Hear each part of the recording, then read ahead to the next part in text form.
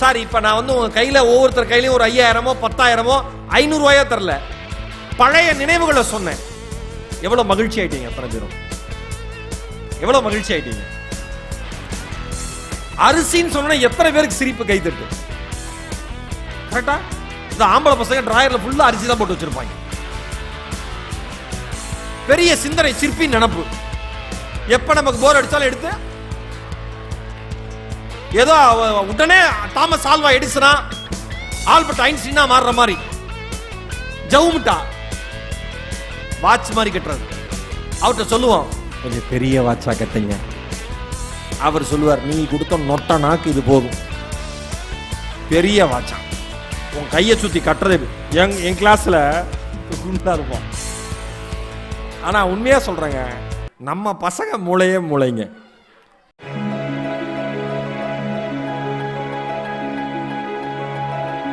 சிந்துடாய் சப்கல் அப்படின்னு ஒரு பெண்மணி.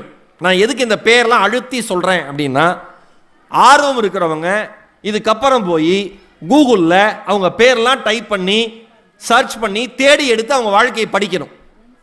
சிந்துடாய் சப்கல். நீங்க எவ்வளவு தப்பா டைப் பண்ணாலும் கூகுள் புரிஞ்சுக்கிட்டு கரெக்டா சொல்லும். நம்ம யோகிதை தெரியும், அதுக்கு வாயில நுழையாது. அதுக்கு தான் டைப் பண்ணுங்கன்னு. இப்ப புரிஞ்சிருச்சு அக்கா ஏன் அமைதியா இருக்க சொல்லுச்சுன்னு. அக்கா என்ன பாக்குது, ஏண்டா டேய் பேச ஆரம்பிச்சு 2 மணி நேரம் தான் ஆகுது. எவ்வளவு வருஷமா அக்கா? 45 வருஷம் அந்த பெண்மணியினுடைய நிலைமையை நினைச்சு பார்க்குறேன். ஆமா இல்லை அண்ணன் உற்சாகமாக இருக்காப்புல. அந்த பெண்மணி சிந்துடாய் சக்கள் என்கிற அந்த பெண்மணி, சிந்துன்னு வச்சுங்க, அண்ணனுக்கு புரிகிற மாதிரி நம்ம எல்லாருக்கும் புரிகிற மாதிரி, அனாதைகளின் தாய் என்று செல்லமாக அழைக்கப்படுபவள். ஒரு ஆச்சரியமான விஷயத்தை சொல்லவா? ஒரு காலத்தில் பாட்டு பாடி பிச்சை எடுத்து வாழ்க்கையை நடத்திய ஒரு பெண்மணி பத்மஸ்ரீ விருதை பெறப்போகிறாள் என்று அவளோ இந்த சமுதாயமோ சிறிதாவது யோசித்திருக்குமா? ஆனால் அந்த பெண்மணிக்கு இந்திய அரசு பத்மஸ்ரீ விருதை கொடுத்து கௌரவித்தது. ஏன்? ஆயிரக்கணக்கான அனாதைகளினுடைய ஆதர்சமான தாயாக அவள் விளங்கியதால், மிகச்சிறந்த பணியை அவள் மேற்கொண்டதால் அந்த வயதான மூதாட்டிக்கு பத்மஸ்ரீ விருது வழங்கி கௌரவித்தது. அந்த அம்மாவை எல்லாம் மாயி அம்மான்னு கூப்பிடுவாங்க. கௌரவ டாக்டர் பட்டம், நாரி சக்தி புரஸ்கார் விருது, அன்னை தெரசா விருது, ரியல் ஹீரோஸ் அவார்ட், இப்படி ஏகப்பட்ட விருதை வாங்கியிருக்காங்க. 2021 அவர்களுக்கான பத்மஸ்ரீ விருது கிடைச்சது. மகாராஷ்டிராவில் வார்தா மாவட்டத்தில் ஒரு சிறிய கிராமத்தில் பிறந்தவங்க, கால்நடை மேய்த்து பிழைக்கிற குடும்பத்தில் பிறந்த பெண்மணி. இவரது பிறப்பே குடும்பத்துக்கு வெறுப்பு. சிந்தின்னு அவங்க பெயர்ல. சிந்தி அப்படின்னா மராத்தி மொழியில கிழிந்த துணின்னு அர்த்தமா. பெத்த அம்மா அப்பா எப்படி பேர் வச்சிருக்காங்க பாருங்க, வெறுப்புல. கிழிந்த துணின்னு அர்த்தமா. அந்த அம்மா ஆரம்ப பள்ளி படிக்கிறதுக்கு ஸ்லேட் வாங்க வசதி இல்லை. பராடின்னு ஒரு மரத்தோட இலைய பறிச்சு அதுல எழுதி படிச்சது. 4வது வரைக்கும் தான் படிச்சது. 12 வயசுல கல்யாணம் பண்ணி வச்சாங்க. 3 ஆண் குழந்தைகள். அடுத்த ஒரு குழந்தை கருவுற்று இருக்கிறப்ப 9 மாசமா இருக்கிறப்ப கணவன் எட்டி உதைச்சு மிதிச்சு வெள்ளதெல்லாம். அந்த அம்மா வெளில வந்துச்சு. அந்த அம்மாவுக்கு ஓரளவுக்கு பாட தெரியும். பாட தெரிஞ்சதை வச்சுக்கிட்டு அந்த அம்மா ரயில்வே பிளாட்பாரத்தில், பஸ் ஸ்டாண்ட்ல, மக்கள் கூடுகிற இடத்துல எல்லா இடத்துலையும் பாடி பாடி பிச்சை எடுத்தது. கருவுற்று இருந்த பெண் குழந்தையா பிறந்தா. ஒரு பெண் குழந்தை ஒரு அநாத ஆசிரமத்தில் சேர்த்துச்சு. அந்த சேர்க்க போனப்பதான் தெரிஞ்சது, இவ்வளோ அனாதைகள் இந்த சமுதாயத்தில் இருக்கிறார்களா? உறவுகளால் கைவிடப்பட்ட இத்தனை மனிதர்கள் இருக்கிறார்களா? இவங்களுக்காக ஏதாவது பண்ணணும். அந்த அம்மா என்ன பண்ணுச்சு? பிச்சை தானே எடுத்துட்டு இருந்துச்சு. பிச்சை எடுக்கிற நேரத்தை அதிகம் செய்தாள் அந்த பெண். என்ன சொல்றப்ப எப்படி கடுமையா பிச்சை எடுக்க ஆரம்பிச்சாங்க. மெல்ல மெல்ல இவங்களை பத்தி தெரிஞ்சு உதவிகள் வர ஆரம்பிச்சது. இல்லங்கள் அமைக்க ஆரம்பிச்சாங்க. அதன் மூலமா உதவிகள் பண்ண ஆரம்பிச்சாங்க. இவங்க பிச்சை எடுத்துட்டு இருக்கிற காலகட்டத்தில் பாதுகாப்புக்காக எங்க இருப்பாங்கன்னா சுடுகாட்டில் போய் இருப்பாங்களாம். அந்த பெண் சுடுகாட்டில் போய் இருப்பாங்களாம். நான் யோசிச்சு பார்க்குறேன், சுடுகாட்டில் ஒரு பெண் இருப்பது நல்லது. அங்குதான் எழுந்து வந்து யாரும் தொந்தரவு செய்ய மாட்டார்கள். மீதி எல்லா இடத்துலையும் பொம்பளைங்களுக்கு தொந்தரவு தான், வயசு வித்தியாசமே கிடையாது. இப்படி இருந்த அந்த அம்மா மெல்ல மெல்ல மெல்ல மெல்ல மெல்ல தன்னை சார்ந்த சமூகத்துக்கு கிடைச்ச நன்கொடைய, கிடைச்ச உதவிய அனாதைகளுக்கு பராமரிக்கிறதுக்காக மெல்ல மெல்ல மெல்ல வந்துச்சு. இதுல என்ன ஒரு அற்புதமான விஷயம் தெரியுமா? அவங்க புருஷனுக்கு 70 வயசா இருக்கிறப்ப அந்த ஆள் மறுபடியும் இந்த அம்மாவை தேடி வரான், அடைக்கலமாகறான், என்னை ஏத்துக்கோன்னு. இந்த ஆம்பளைங்க மாதிரி ஒரு திருட்டு பயலுக உலகத்துல யாருமே கிடையாது. உண்மனே, நாமெல்லாம் ஒத்துக்கணும். நாம பண்ற வேலைக்கெல்லாம் நமக்கு இந்நேரம் 10-15வது திவசம் வந்திருக்கணும்.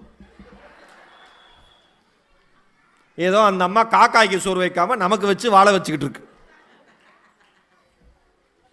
என்ன சாதாரண விஷயமா? நம்ம இருக்கிற மிக மோசமான கோபத்தை, நம்ம ஆழ்மனதில் கொட்டி கிடக்கிற அசிங்கமான சொற்களை, நம்முடைய உடலில் இருக்கிற பலத்தை எல்லாத்தையுமே மனைவிங்கிற ஒருத்தி வந்துட்டா காமிக்க தயாராயிருவோம் ஆண்கள். இதெல்லாம் சக்தி இருக்கிறப்ப, கெத்து இருக்கிறப்ப, கொஞ்சம் பணம் இருக்கிறப்ப, ஒரு சட்டையை போடுறப்ப கை இப்படி நுழைஞ்சாலே WWF சாம்பியன் நினப்பு. இவ்வளவு ரசப்பொடி போறதுக்கு பதிலா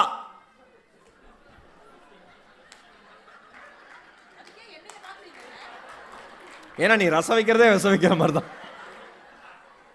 இவ்வளவு ரசப்பொடி போடுறதுக்கு பதிலா வேற ஏதாவது ஒன்று போட்டிருந்தா எப்பயோ நம்ம கதை முடிஞ்சிருக்கும். மிளகு போடுங்க, அண்ணன் மிளகு போட்டு தான் பண்ணுவார் போல இருக்கு. ஐயா அம்மா 45 வருஷம், என்னுடைய ஆழ்ந்த அனுதாபங்கள்மா உங்களுக்கு.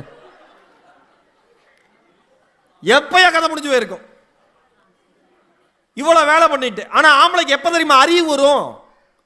அவனால் எழுந்து நிற்க முடியாத பொழுது, அவனால் அவன் வேலைகளை பார்த்து கொள்ள முடியாத பொழுது, அவனால் அவன் சம்பாதித்த பணத்தை காப்பாற்ற முடியாமல் மொத்தமாக அழித்த பிறகு, இந்த உலகத்தில் யாருமே அவனுக்கு இல்லை என்று தோன்றிய பொழுது, அவனுக்கு முதலில் நினைவில் வருகிற முகம் அவன் மனைவி மட்டும்தான்.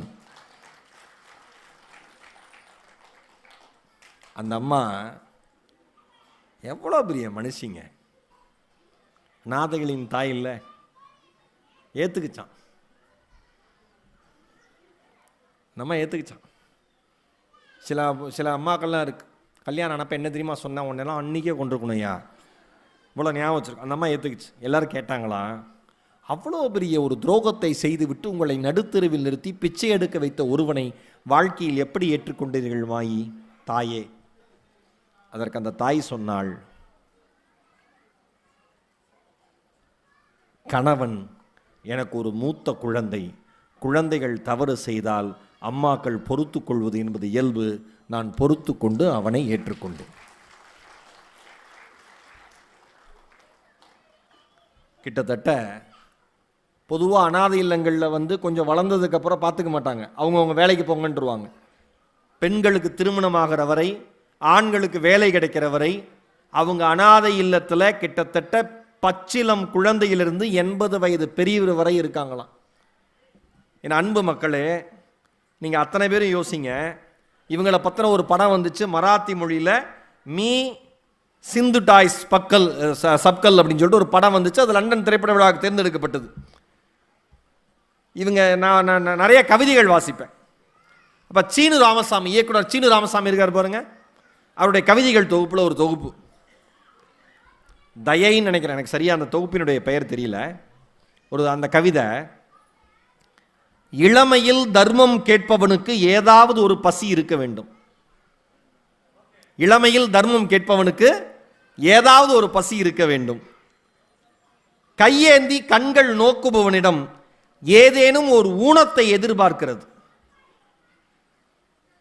கையேந்தி கண்கள் நோக்குபவனிடம் ஏதேனும் ஒரு ஊனத்தை எதிர்பார்க்கிறார்கள். ஒருத்தர் நம்மகிட்ட வந்து கேட்டான்னா நம்ம உடனே உடம்புல என்ன குறைன்னு பார்க்குறோம். உடம்புல எந்த குறையும் இல்லைன்னா என்ன சொல்கிறோம்? அடுத்த வரி எழுதுகிறார் சீனு ராமசாமி, இரக்கம் சுரக்க அவனை உழைத்து உண்ணச் சொல்லும் ஆலோசனைகளில் அவனுக்கு அசதி இருக்கிறது. சாப்பிட வேண்டியதானையா, நீ பைக்கில் உட்காந்து சொல்லிடுவ, நீ காரில் உட்காந்து சொல்லிடுவ, நீ பேக்கெட் நிறைய பணம் வச்சுட்டு சொல்லிடுவ, அவன் என்ன நிலைமையில் இருக்கான் நமக்கு தெரியாதுல்ல. அழகா எழுதுறாரு பாருங்க, இரக்கம் சுரக்க அவனை உழைத்து உண்ணச் சொல்லும் ஆலோசனைகளில் அவனுக்கு அசதி இருக்கிறது. எனக்கு அதிகப்படியாக எதுவும் சொல்வதற்கில்லை, நான் அவன் கைகளை மட்டுமே பார்க்கிறேன். அற்புதமான வரிங்க, மிக அற்புதமான வரி. நான் அவன் கைகளை மட்டுமே பார்க்கிறேன். ஒரு தாய் அந்த கரங்களில் ஒரு கணமேனும் முத்தமிட்டிருப்பாள். ஒரு தாய் அந்த கரங்களில் ஒரு கணமேனும் முத்தமிட்டிருப்பாள். நாளை இக்கரங்கள் உலகுக்கு படியளக்கும் காலமும் தோன்றக்கூடும். நாளை இந்த கரங்கள் உலகுக்கு படியளக்கும் காலமும் தோன்றக்கூடும். தோன்றட்டும் எழுதினார். இந்த கவிதையை அந்த அனாதைகளின் தாயோடு நான் பொருத்தி பார்க்கிறேன். பிச்சை கேட்டு கையேந்திய அந்த தாய்தான் யாருமே இல்லையா என்னை காப்பாற்ற என்று கைகளை நீட்டியவர்களுக்கு கைகளை கொடுத்து அரவணைத்து அவர்களின் இறுதி வரை கவனித்திருக்கிறாள். திரியின்றி எரியும் தீபம் அந்த தாய் என்பதை புரிந்து கொள்ளுங்கள். ரொம்ப அழகுங்க வாழ்க்கை. அக்கா ரொம்ப அழகாக சொன்னாங்க பேசுகிறப்ப, சாப்பாடை பற்றி ரொம்ப அழகாக சொன்னாங்க. உணவு முறை எப்படி மாறிடுச்சுன்னு. இங்கே இருக்கிற அத்தனை பேரும் சொல்லுங்க, சின்ன வயசில் நமக்கு ஸ்நாக்ஸுங்கிறது என்ன? கடலை மிட்டா, பாம்பா,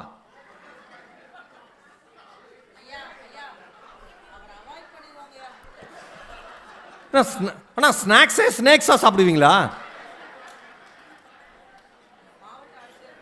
ஏன் என்னக்கா சொல்றாரு உங்க கணவர்? ஓ ஸ்நாக்ஸ்னு புரிஞ்சுக்கிட்டீங்களா?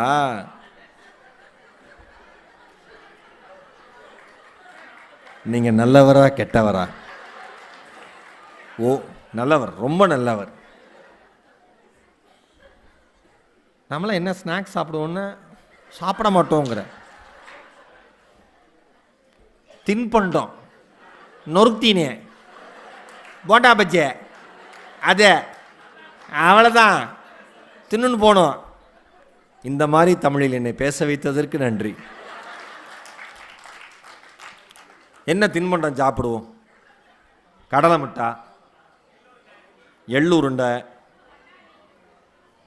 பட்டாணி. கடலை மிட்டா எள்ளு உருண்டை சாப்பிட்றதுல கொஞ்சம் பணக்கார குடும்பம். பொட்டுக்கடலை வாக்கா என் ரூட்டுக்கு வா. பொரி, கம்மர்கட்டு. கம்மர்கட்டுலாம் நம்ம ஊரில் எங்க கம்மர்கட்டு சாப்பிட்ட குடும்பம் மக்களில் கை தூக்குங்க. அடைய தெய்வங்களே. சில பேர்லாம் ஃபுல்லாக சாப்பிட்ருப்பாங்க, ஏதோ முழுக்க சாக்லேட் சாப்பிட்டு வளர்ந்த மாதிரி எப்படி இருப்பானுங்க. பரவாயில்ல, நீங்களாம் உண்மையை ஒத்துக்கிட்டீங்க. திருவள்ளூரில் கம்மர்கட்டு. இந்த கம்மர்கட்டு எப்படி சின்ன வயசில் காலையில் ஸ்கூலுக்கு போகிறப்ப உள்ளே போட்டோம்னா சாயந்தரம் வெளியில் வரப்போ பாதி தான் கரைஞ்சிருக்கும். எந்த நாட்டிலையும் இப்படி ஒரு கம்மர்கட்டை, இப்படி ஒரு உணவை கண்டுபிடிக்கவே முடியாது. காஸ்ட் எஃபெக்டிவாக 10 பைசாவுக்கு உள்ளே போட்டோம்னா இந்த குழந்தைங்களுக்குலாம் 10 பைசானா என்னன்னே தெரியாது. அப்புறம் 4 நாள் ஏலக்காய் பருப்பின்னு விற்பாங்க. 4 நாளுக்கு அப்படியே அந்த கண்ணாடி குடுவையில் அப்படி வட்டமாக அடிக்க வச்சுருப்பாங்க, சின்ன சின்னதாக காயின் அளவுக்கு. அதாவது ஏலக்காய் பருப்பி சாப்பிட்றதுலாம் என் வாழ்க்கையோட அல்டிமேட் எய்மாக இருந்திருக்கு. எப்படியாவது ஏலக்காய் பருப்பி சாப்பிட்றணும், எங்கள் அண்ணன்ட்ட காசை சேர்த்துடணும் 5 பைசாவா அப்படின்னு.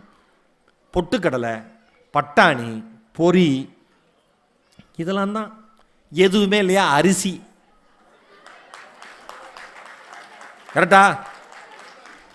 ஏங்க பிக் ஃபன் பூமர் வாங்க காசு இருக்காது, நமக்கு எது பூமரு சொல்லுங்க. அப்படி கோதுமை, சோளாரா, சோளம்.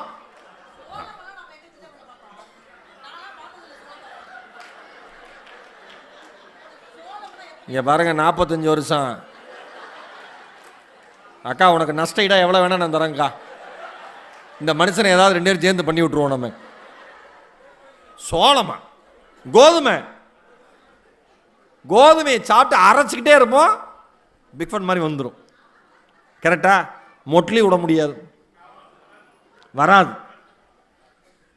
ஃப்ரெண்டு பக்கத்தில் கொஞ்சம் பணக்கார ஃப்ரெண்டு, அவன் அப்படி சாப்பிட்டு விடுவான், நாம அப்படி இருப்போம். மொட்லி விடுமா அவன், எனக்கு பிடிக்காது அப்படின்னு. பிடிக்காம இல்லை, வராது. எவ்வளோ இப்போ சார், இப்போ நான் வந்து உங்கள் கையில் ஒவ்வொருத்தர் கையிலையும் ஒரு 5000மோ 10,000மோ 500 தரல, பழைய நினைவுகளை சொன்னேன். எவ்வளோ மகிழ்ச்சி ஆயிட்டீங்க அத்தனை பேரும், எவ்வளோ மகிழ்ச்சி ஆயிட்டீங்க. அரிசின்னு சொன்ன எத்தனை பேருக்கு சிரிப்பு கைத்தட்டு. கரெக்டா? இந்த ஆம்பளை பசங்க டிராயர்ல ஃபுல்லா அரிசி தான் போட்டு வச்சிருப்பாங்க. பெரிய சிந்தனை, சிற்பி நினப்பு. எப்ப நமக்கு போர் அடிச்சாலும் எடுத்து ஏதோ உடனே தாமஸ் ஆல்வா எடிசனா ஆல்பர்ட் ஐன்ஸ்டீனா மாறுற மாதிரி ஜவுமிட்டா வாட்ச் மாதிரி கட்டுறது. அவர்கிட்ட சொல்லுவோம், கொஞ்சம் பெரிய வாட்சா கட்டுங்க. அவர் சொல்லுவார், நீ கொடுத்த நொட்ட நாக்கு இது போதும். பெரிய வாட்சான், உன் கையை சுற்றி கட்டுறது. என் கிளாஸில் குண்டா இருப்பான். ஆனால் உண்மையாக சொல்கிறேங்க, நம்ம பசங்க மூளைங்க. என் ஃப்ரெண்டு ஒருத்தன் சொன்னான், மச்சான் எவ்வளோ இருக்குது? என்கிட்ட 10 காசு, உன்ட்ட 5 காசு, உன்ட்ட இவர் மொத்தமாக 8 அணா இருக்குது. 8 அணாக்கு இந்த வயலை விட்டுருவோம்.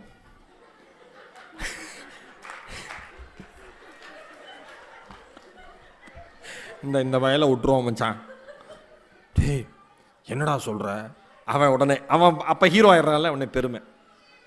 இந்த வயலை நாம் கிட்ட போகணும்னா கடைக்காரர் கண்டுபிடிச்சிடுற ரெகுலர் கஸ்டமர். நாம் இவன் கையில் 50 பைசா கொடுத்து 8 அணா கொடுத்து வாட்ச் கட்ட சொல்லிடுவோம். இவன் போய் வாட்ச் நாங்கள் அதே 8 அணா கொடுத்தா இத்தினூண்டு இருக்கும் வாட்ச். அவனுக்கு பெருசாக இருக்கும்ல. ஆனால் அவன் ஒரு நேர்மையான மனுஷன். போயிட்டு வரேன், ஆனால் அதிகமாக இருக்கிறது எனக்கு. கரெக்டு தானே? ஏன்னா அவனால தான் எங்களுக்கு கிடைக்கிது. இப்படி இருந்ததுங்க காலம். ஒன்றும் பெரிய ஒரு சிக்கல் இல்லை உணவு முறையில். அக்கா சொன்ன மாதிரி நம்மளுக்கு முதல்ல நம்ம வீட்டு சாப்பாட்டை தாண்டி ஒரு சாப்பாடு இருக்கிறதே நமக்கு தெரியாது. கரெக்டு தானே மேடம்? அதனால் நல்லா இருந்தோம். என்ன சாப்பிட்லாம் என்ன சாப்பிட்லான்னு இழுத்துனே இருக்கான்ல, அதான் இழுத்துனே இருக்கான்.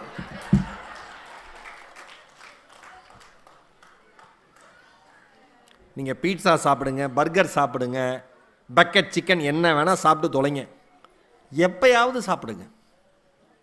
நீங்கள் நல்லா யோசிச்சு பாருங்கள், என்னைக்கு நம்ம ஊரில் ஹோட்டல்லாம் ரொம்ப அதிகமாச்சோ அன்றைக்கி தான் ஆஸ்பத்திரியும் அதிகமாச்சு. கரெக்டா? நம்ம ஏரியாக்கே ஒரு டாக்டர் இருப்பார், ஒரு ஹோட்டல் இருக்கும். கரெக்டாக இருந்துச்சு. இப்போ தெருவுக்கு 10 டாக்டர் இருக்கார். ஏன்னா 25 பிரியாணி கடை இருக்குது, 25 ஃபாஸ்ட் ஃபுட் கடை இருக்குது. மிட் நைட் பிரியாணி, நடு இரவு சாப்பிடு, அப்படியே போய் சேரு.